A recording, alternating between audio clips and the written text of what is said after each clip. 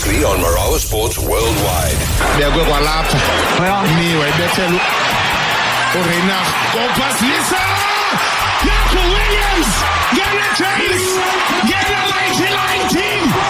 Mike Greenaway was observing that. Mike, good evening. Rossi was not even pleased with how we went. I mean, we won 43-0. I mean, this Springbok team has just scored 130 points, scored 20 tries, held Wales to zip.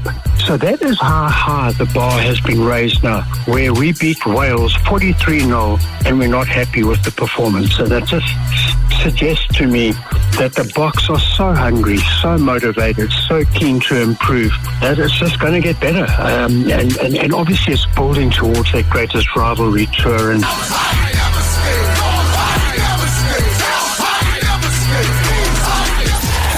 #MSW. #MSW. Marawa, our coaches going to other African countries. I mean, like, to summarize it in a space of kind of like a 30 seconds here, it's kind of like, I feel like it's a disrespect to how our coaches are ready to spread their wings out there. I mean, like, I'm just happy for them. I wish all the best, Marawa. I mean, like, Tinklets out there in Ghana, Manqoba Mngqithi out there in Tanzania, Rulani Mukwena in Egypt. Just imagine semi-final of the CAF Champions League with our coaches. And I'm telling you, soon it will happen, whereby South African coaches, they've reached the final of the CAF Champions League with different teams. And this type of coaches, I mean, like, our coaches spreading abroad, Marawa, to other African countries, I'm telling you, it's going to neutralize the dominance of the known African clubs in the CAF Champions League, knowing the talent in which our coaches have. I wish all the best, Manqoba, Dikhashwe, and others out there in Tanzania. Guys, Steve Barker is there. I just imagine the big rivalry there in Simba and the team for Manqoba Mngqithi. So, yeah, excitement, man. Good luck for them. Hey, great points. Thank you so much indeed for that voice note. I think those great points were somehow drowned out, though. Don't forget, guys, just to switch off the radio when you're making those voice notes so that we can hear you loud and clear and it's not diluted. Good evening, Rob. Just want to congratulate Coach Manqoba on his appointment. I've said this in the past that I'm a huge fan of his work because he's one of the most fearless but tactically astute coaches we've ever produced in this country. And he has contributed immensely to our local and continental football. I think he's suited for the role, and he takes along with him Coach Kagiso, who has played in the EPL, which for me, I believe the relationship that they've built at Golden Arrows will thrive in Tanzania. Thank you so much, Tebogo. Thank you so much indeed. I mean, you talk about that at a time when we're going to be crossing borders to East Africa, where South Africa's most respected tactician has accepted one of the biggest challenges of his career. I can imagine. I mean, he's had successful spells with Golden Arrows and also the unforgettable years at Mamelodi Sundowns. I mean, it's a coach renowned for his attacking philosophy. Very, very beautiful football. I mean, it's tactical intelligence par excellence, really. Player development has embarked on a very new journey now with the Tanzanian Giants, Young Africans SC. This isn't just another coaching appointment. I think it's a return to the stage that has been craving, which is CAF Champions League. Yanga, as we all know, have dominated domestically with 5 consecutive league titles, but their ambition now stretches far beyond Tanzania's borders. And as Tebogo was saying, that, you know, he's a person that he's admired because he can fulfill the mission, and the mission is pretty clear: conquer Africa.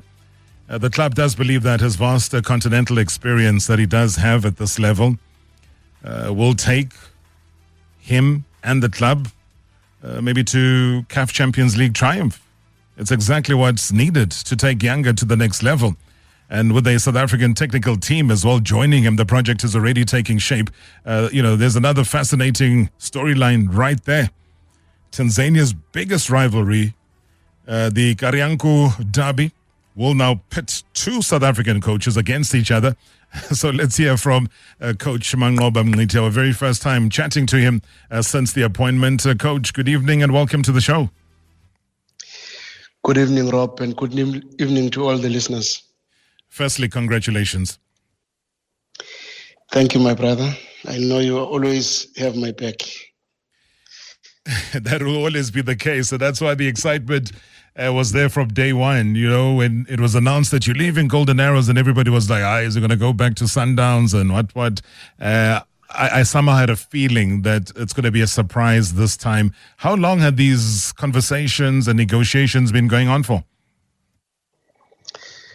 No, I can't really specify, but it has been a very, very long time. And were you excited at the prospect, though, Coach, from the onset, something different? I was excited because I know the stature of the team. I know the ambitions of the team, and I know the capacity of the team because we've also played them against when I was still at Sundowns, and I could see the level of the football, the level of the talent, and I'm still very impressed with what I've seen in the few days I've been around, and when I was analyzing them as a team, it's very exciting.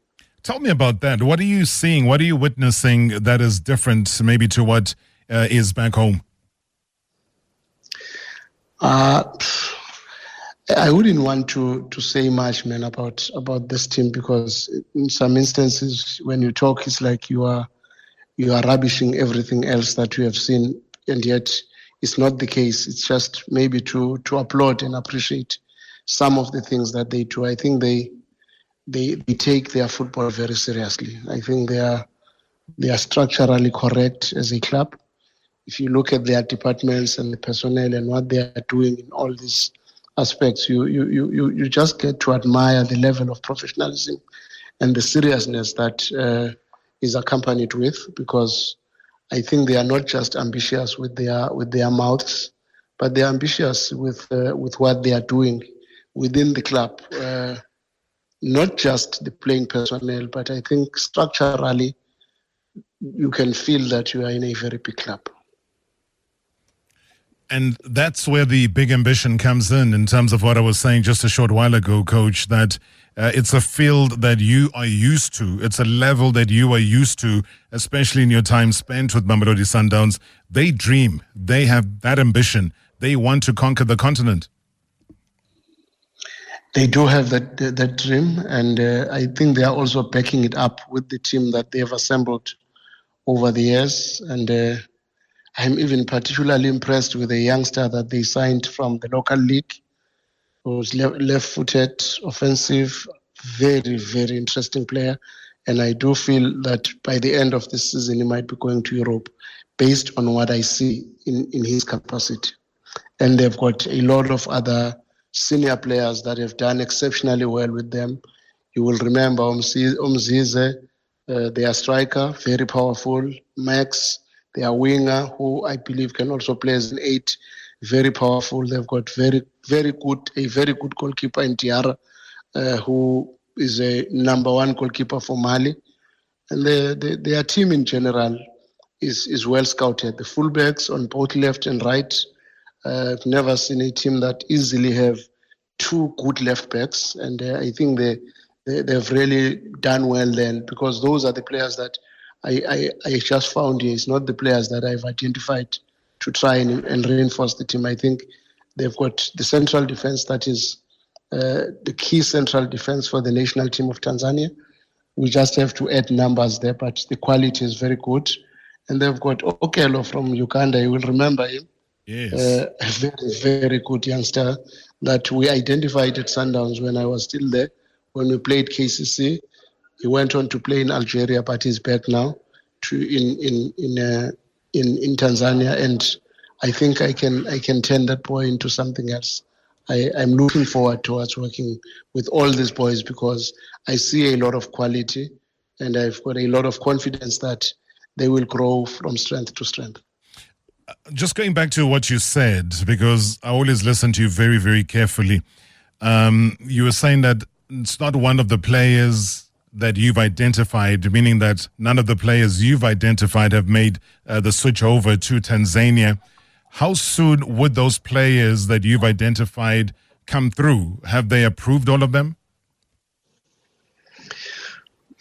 Almost all of them are in the pipeline. We are in a meeting as I speak, trying to really finalize these names and these issues, because there are a lot of very good profiles, but I think we are making progress. And I can imagine there would be South African players there included? I wish, but it will depend. But surely there should be players that are playing in the PSL, in the Betway Premiership. There were some very exciting players that you left behind at Golden Arrows, players that you and I have spoken about on the show. I would love to take all of them, but it's not always easy. Golden Arrows still needs to survive. They still need to fight in the MTN 8. They still need to really bring back the glory days to the club. And I think they were left in a very healthy situation where everybody could see the trajectory of the team going forward, because I brought in a lot of youngsters that I think they've grown in leaps and bounds in a very short space of time. Tell me about the kind of style of play that you'll be bringing to Yanga. So as we watch and people say, okay, that's the Manqoba Mngqithi style of play. You know me, Rob. I'm the same coach that believes football is more interesting when it has got goals. And I will always play that type of football, possession-based, but stronger mentality, to have verticality, to have incisions in trying to get behind the opposition defense, good counter pressures, good high presses if needs be, structurally with a better field occupation to make sure that we dominate and control matches. One thing that always fascinates me is also the backstory, Coach, and you've assembled a largely South African technical team. Why were Babsimo Dladla as well as Kahlisho Tekhatshwi and the rest of your staff the right people for this project? No, Simo, before he even got into professional football, I was his mentor. I helped him to promote a young Kings team from the ABC Motsepe League to the first division. I've been around him throughout his journey. And when now he was not working for reasons that I don't know, I felt, because he's got all the licenses that are required, and I know him and I know his work, and he has done an exceptional job as a young coach that not many people seem to be talking about. So I felt I should reignite his name, because I believe he's good enough to come and assist me and make this team a better team. And Khashwa has worked with me. I've seen his growth in a very short space of time. And I know his mentality, because for me, that's also very important. I like to work with people who've got a mentality to fight for success, not just to be around. And he's got that character, and he's proven me many times to me that he's matured. To be honest, I could have taken even Musa Bilangulu if it was not for his licenses. Marcus has also done very well with me, but I felt KG deserves this opportunity, since he was also at home at the moment. He was not working anywhere else. Sure. Very magnanimous of you, Coach, as one would expect. When you talk about trying to reignite somebody, maybe let me also just throw in another word, reignite, and reintroduce him back to his passion. And I think that's probably formidable. I got a question or two for you. Good evening, Rob, and good evening to your guest, Master Manqoba Mngqithi, speaking to Rani here in the Western Cape. Also, good evening to the MSW shareholders. So, firstly, let me congratulate the coach. But there's something that he recently said on another platform that has been trending, where he said that his move to Kaizer Chiefs was blocked, and he didn't elaborate blocked by whom and how, because I assumed that he was out of contract, or so he was basically a free agent. Can you elaborate more on that? Not a Chiefs fan, but definitely a Manqoba fan. I like his philosophy. Yeah, I'll listen on the radio. Thank you. Bye. Well, thank you so much indeed. Is that a question you can elaborate on, Coach? No, I don't want to take away the shine of Yanga and bring Betway Premiership stories into this, but I respect what he's saying, and one day we will have a chance to discuss these things. Maybe it will be in one of the big chapters of the book that I will write when I want to retire.